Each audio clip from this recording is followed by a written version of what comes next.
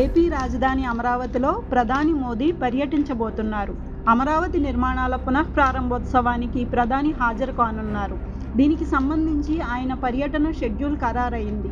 మే 2వ తేదీ అమరావతికి మోదీ రానున్నారు. ఆ రోజు సాయంత్రం 4 గంటలకు రాజధాని పనులను మోదీ ప్రారంభిస్తారు. ఈ కార్యక్రమం కోసం రాష్ట్ర ప్రభుత్వం సచివాలయం వెనుక బహిరంగ సభ వేదికను ఏర్పాటు చేయనుంది. ఈ వేదిక నుంచే పనుల పునఃప్రారంభోత్సవం కార్యక్రమాన్ని మోదీ నిర్వహించనున్నారు. భద్రతా ఏర్పాట్లను ఎస్పీజీ బృందం పర్యవేక్షిస్తోంది. ప్రధాని పర్యటన ఏర్పాట్ల కోసం మంత్రుల కమిటీని రాష్ట్ర ప్రభుత్వం నియమించింది.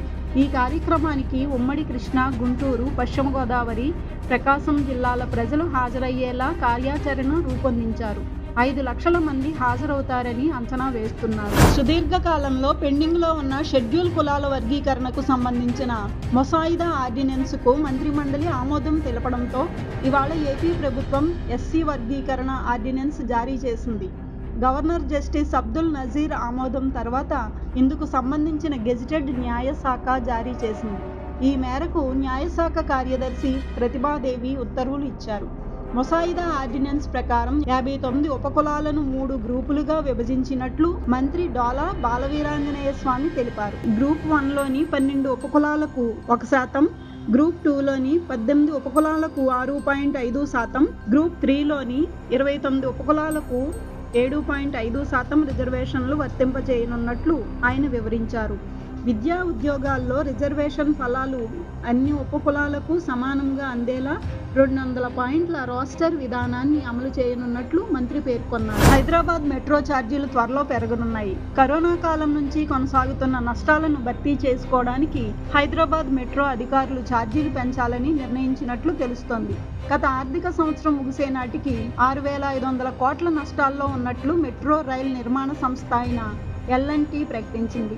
అయితే ఛార్జీల పెంపునకు అప్పటి బీఆర్ఎస్ ప్రభుత్వం అంగీకరించలేదు. అయితే రాష్ట్రంలో ప్రభుత్వం మారడం, కాంగ్రెస్ అధికారంలోకి రావడంతో తాజాగా ఈ ప్రతిపాదనను మెట్రో మరోసారి తెరపైకి తీసుకొచ్చింది. సీఎం రేవంత్ రెడ్డిపై బీఆర్ఎస్ వర్కింగ్ ప్రెసిడెంట్ కేటీఆర్ మరోసారి విమర్శలు గుప్పించారు. సీఎం కారణంగా చీఫ్ సెక్రటరీ, ఇతర అధికారులు బలవుతున్నారని ఆరోపించారు. ఇప్పటి వరకు ఐఏఎస్, అటవీ శాఖ అధికారుల వంతు అయిపోయిందని, ఇతర అధికారులు కూడా జాగ్రత్తగా ఉండాలని చెప్పారు. కొందరు పోలీసులు రేవంత్ రెడ్డికి సైన్యంలా వ్యవహరిస్తున్నారని, ఇష్టానుసారం కేసులు పెడుతున్నారని, అలాంటి అధికారులపై సుప్రీంకోర్టును ఆశ్రయిస్తామని చెప్పారు. రేవంత్ రెడ్డికి ప్రైవేటు సైన్యంలో పనిచేస్తున్న పోలీసులు ఓచలు లెక్కించాల్సి వస్తుందని హెచ్చరించారు.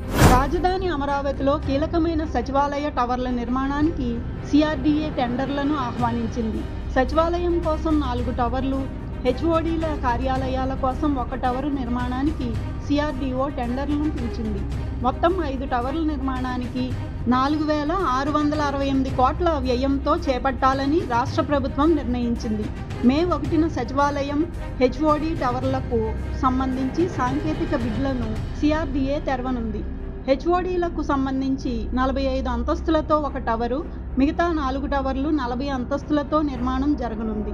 ఈ సచివాలయ టవర్ల నిర్మాణాన్ని పూర్తి చేయడానికి 2.5 సంవత్సరాల గడువు సిఆర్డీఏ నిర్ణయించింది. పంచగచ్చబౌలి భూముల వ్యవహారంలో ఐఏఎస్ అధికారిని తెలంగాణ రాష్ట్ర పర్యాటక శాఖ కార్యదర్శి స్మితా సబర్వాల్కు పోలీసులు నోటీసులు జారీ చేశారు.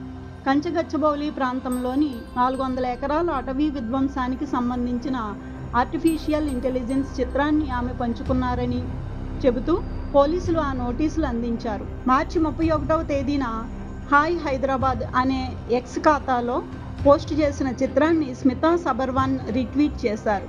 ఈ నేపథ్యంలో BNSS 179 సెక్షన్ కింద స్మితా సబర్వాల్కు నోటీసులు ఇచ్చినట్లు గచ్చిబౌలి పోలీసులు తెలిపారు.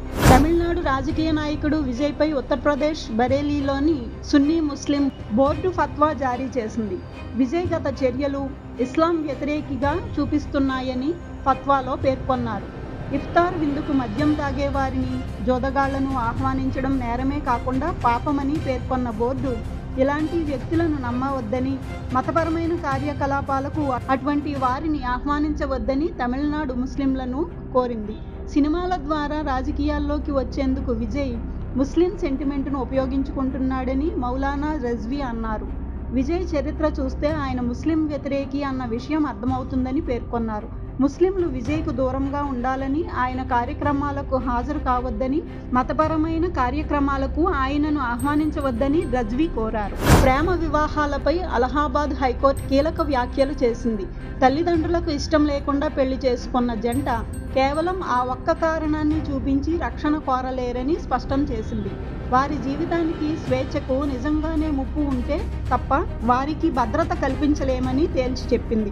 ఉత్తరప్రదేశ్కు చెందిన శ్రేయ కేసర్వాణి తల్లిదండ్రులను ఎదిరించి ప్రేమ వివాహం చేసుకుంది. దీంతో పెద్దల నుంచి తమకు ముప్పు ఉందని, తమకు రక్షణ కల్పించడంతో పాటు తమ వైవాహిక జీవితంలో ఇతరుల జోక్యం చేసుకోకుండా ఆదేశాలు ఇవ్వాలని భర్తతో కలిసి హైకోర్టును ఆశ్రయించింది. విచారించిన న్యాయస్థానం ఆ ఒక్క కారణంతో రక్షణ కల్పించలేమని స్పష్టం చేసింది. అమెరికా ఉపాధ్యక్షుడు జేడీ వాన్స్, ఆయన భార్య ఉషా వాన్స్ భారత్కు రానున్నారు.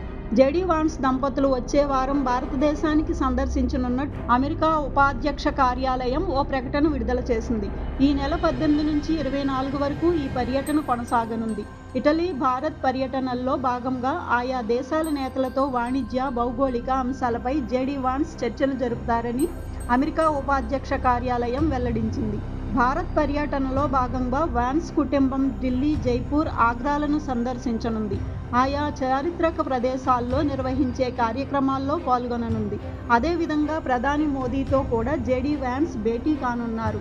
భారత్, అమెరికా వాణిజ్య చర్చల వేళ ఆయన పర్యటన ప్రాధాన్యత సంతరించుకుంది. ప్రపంచ కుబేరుడు టెస్లా సీఈఓ ఎలాన్ మస్క్ పిల్లల సైన్యం నిర్మించేందుకు ప్రయత్నిస్తున్నారని, ఇందుకోసం తన సోషల్ మీడియా ప్లాట్ఫామ్ ఎక్స్ ద్వారా తల్లులను వెతుకుతున్నారని ది వాల్ స్ట్రీట్ జర్నల్ ఓ సంచలన కథనాన్ని ప్రచురించింది. ఇప్పటికే 4 మహిళల ద్వారా మాస్క్కు 14 మంది పిల్లలు ఉన్నారు. గాయని గ్రిమ్స్, న్యూరాలింక్ ఎగ్జిక్యూటివ్ సివోన్ జిలిస్, మాజీ భార్య Justine, conservative influencer Ashley Saint క్లెయిర్ల ద్వారా మస్క్ ఈ సంతానాన్ని పొందారు. తనకు 14 మంది పిల్లలు ఉన్నారని మస్క్ ఇటీవల వెల్లడించారు. అయితే ఈ సంఖ్య ఇంకా ఎక్కువ ఉండొచ్చని మస్క్ సన్నిహిత వర్గాలు భావిస్తున్నట్లు కథనం పేర్కొంది.